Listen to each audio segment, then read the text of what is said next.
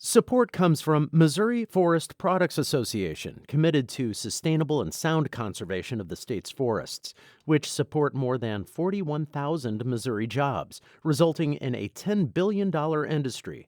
ChooseWood.com. From the St. Louis Public Radio newsroom, this is The Gateway. It's Thursday, March 5th. I'm Shayla Farzan, in for Wayne Pratt. Ahead, the rapidly narrowing Democratic presidential race is coming to Missouri, and supporters of Joe Biden and Bernie Sanders believe they can make a play for Missouri's 68 delegates. Whoever our eventual nominee is, we better be united behind that person because we should be focused on a goal, which requires political maturity. St. Louis Public Radio's Jason Rosenbaum examines who has an edge in the upcoming Missouri primary. First, the news. A former South St. Louis alderman has been charged with mail fraud for allegedly using campaign funds to make a mortgage payment. As St. Louis Public Radio's Rachel Littman reports, Larry Arnowitz made his first appearance Wednesday in federal court. Arnowitz did not enter a plea during his brief court hearing and was released without having to post bond. He is accused of withdrawing money from his campaign account and then mailing a check to his mortgage company. Though he faces just the single charge, the indictment says Arnowitz regularly spent campaign contributions on personal expenses. If he is convicted, Arnowitz, who is 66, could spend a maximum of 20 years in prison, but a sentence is likely to be much less. Arnowitz resigned from the Board of Aldermen on Tuesday. His next court appearance is scheduled for March 11th. I'm Rachel Littman, St. Louis Public Radio. Meanwhile, the head of Bi-State Development says a new security agreement will improve safety for public transportation. It was signed last week and is supported by St. Louis City Mayor Lyda Krewson and St. Louis County Executive Sam Page. Speaking on St. Louis on the Air, President and CEO of Bi-State Development, Talby Roach, says metro security is his number one priority, but he says over-policing is not going to solve issues. Clearly, we were kind of headed in a direction that wasn't working before. There was more actually police and arms on the system back when we were having our worst situations. We had too many people policing the system, not people securing the system. Instead of relying on police, Roach says Bi-State will add more fare inspectors and security employees. A new networking event will help St. Louis musicians, visual artists, and writers strengthen the local arts scene.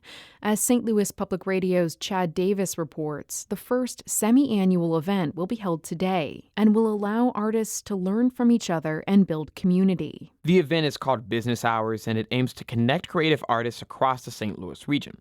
The semi-annual gatherings will feature panelists who will share how they established their careers in St. Louis.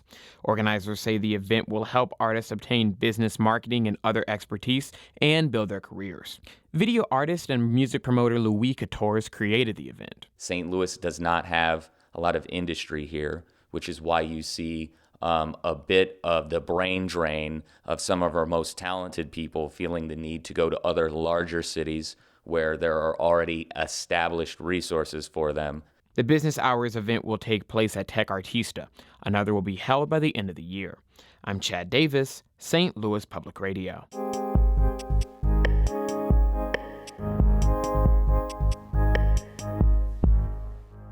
There are 68 delegates up for grabs in Missouri's March 10th Democratic presidential primary, and the initially crowded field is rapidly narrowing, setting up a two-way race between former Vice President Joe Biden and Vermont Senator Bernie Sanders. St. Louis Public Radio's Jason Rosenbaum examines how the campaigns are seeking to gain a foothold in the Show Me state. Missouri Democrats will have 22 candidates to choose from when they head to the polls Tuesday for the presidential primary. Most of these contenders are either presidential dropouts or long shots, and the four candidates who have invested serious money and manpower to win the state are Bernie Sanders, Joe Biden, Michael Bloomberg, and Elizabeth Warren. Yet after Super Tuesday, Biden and Sanders are the only serious candidates remaining for the Democratic nomination, especially after Bloomberg dropped out of the race and Warren has struggled to gain much support. Before last Saturday, Sanders seemed to be in the driver's seat, but Biden's huge South Carolina primary win and his success on Super Tuesday has provided him with a pathway to the nomination, even though he spent much less money than some of his competitors. Biden backers, like Kansas City Congressman Emanuel Cleaver, say the former vice president's momentum can be carried into Missouri's March 10th primary. You have to really, really work hard to hate Joe Biden. He is not a person that people hate. Now, they may not vote for him, but there's going to be no passion to go and vote against him. Even with Biden gaining steam, Sanders still has a lot of reasons to be optimistic about his prospects in Missouri. He nearly won the state in 2016, despite having much less money and institutional support than eventual nominee Hillary Clinton. Sanders also has lots of diehard supporters in all corners of the state, including elected officials like St. Louis Alderwoman Megan Green. The success behind Bernie is really that he's been able to build this multiracial coalition.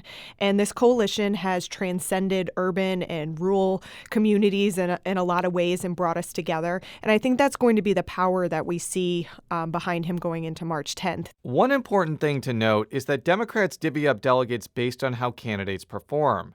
So it's not out of the question that Biden and Sanders could walk away Tuesday with similar amounts of delegates from Missouri if the race is close. Here are some things to look for. First, active campaigns will have to scoop up support from Democrats who are gravitating toward other candidates. Baldwin resident Chad Walton was backing Pete Buttigieg before the former South Bend mayor endorsed Biden. And Walton was on the fence before Super Tuesday, but he's now going to vote for Biden. Biden had no money, no ground game, hadn't even visited these half the states that he won, and he wins because people saw in him a winner and who could beat Trump. And that's what it all came down to. An even more important question is which candidate can win the backing of African Americans, arguably the most important voting bloc for the Missouri Democratic Party. Biden has prevailed in states with large black populations. Sanders supporters like congressional candidate Cori Bush, though, believe the Vermont senator has made headway. People said that he couldn't get the black community. Well, I've been all around the black community here, and people are just like, hey, you can't just assume we're going to vote for you. You have to do the work. One particularly big wild card is where voters in suburbs will go. Sanders won St. Charles, Franklin, and Jefferson counties in 2016. Hillary Clinton won larger suburbs, including ones with large black populations, like St. Louis and Jackson counties. St. Charles County resident Amanda Stagenborg's vote will depend on how candidates address issues like child care affordability and student loan relief. The time to stop talking at people is here. We need to start talking with people. I'm really waiting to see if that happens. I'm not sure if it could happen by next week. Regardless of the outcome on March 10th, Congressman Lacey Clay, who hasn't endorsed anybody in the Democratic presidential primary, says that supporters of all candidates need to focus on the ultimate goal, defeating President Donald Trump in November. Whoever our eventual nominee is, we better be united behind that person because we should be focused on a goal, which requires political maturity. Although most of the attention on Tuesday will be on the Democrats, it should be noted that Trump will also be on the ballot when Republicans vote in the Missouri primary. He's expected to win all of the state's delegates without any trouble. I'm Jason Rosenbaum, St. Louis Public Radio.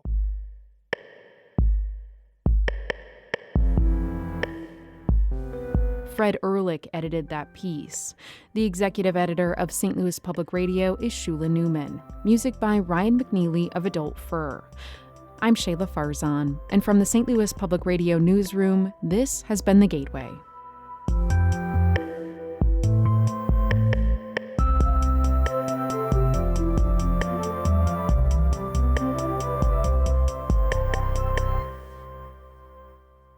Support comes from the Missouri Forest Products Association. Missouri produces wood pallets, railroad ties, white oak barrels, hardwood floors, and more. Details on the variety of products made in the state are at choosewood.com.